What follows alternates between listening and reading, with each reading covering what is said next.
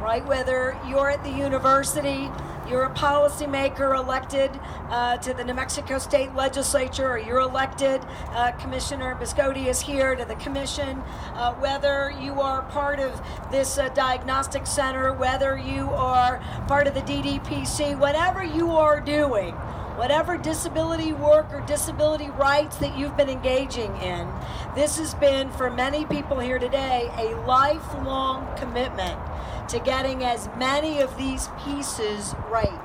And the sad reality is that while New Mexico in many ways has been a friendlier state to looking at investments that protect education, healthcare, employment, looking at respect, dignity, and equality, we have such a long way to go.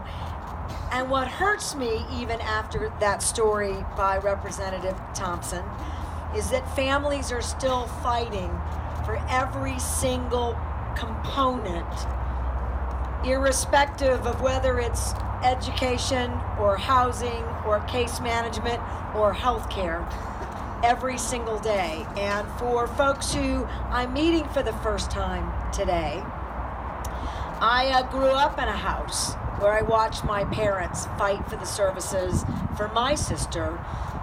And in the 60s, they didn't have a diagnosis for autism.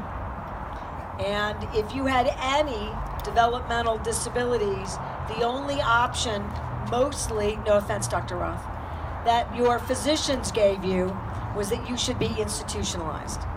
Right? And if you were unwilling to accept that service, and my parents were unwilling to even accept that that was a service, and good for them, because they wanted full integrated services, supports, and respect for my sister. And I tell you this, their fight every single day gave my sister a meaningful, high-quality life for far longer than imaginable by any healthcare provider, quite frankly, anywhere in the country. That's my value system. And nobody should have to fight that hard. So I want to read a letter. I hope it's okay with Tavian. I didn't ask his permission to read this letter, and I'm going to have to hold it away from me. But I got this today. So if I wasn't going to sign the bill, this would put me right over the edge. But I'm signing it. Thank you, Tripp. Dear Governor Grisham, thank you for supporting the Autism Awareness Program. I really appreciate the help. I have ADHD with my autism, which makes me really energetic. But I take medicine, pills, every morning to help me stay calm. I've heard about all the good things you've done. I really admire your work. Yours truly, Tavian. Well, thank you. I have a message right back. I admire your work. And I admire every single New Mexico family who's fighting for every single New Mexico family. And before this bill, the notion that Medicaid was not fully available to you as an adult, and that we are not making private insurance reimburse for the services that we deserve and need, and that we would put the university, Dr. Roth, in a position not to have sufficient resources to meet the needs of their families is untenable.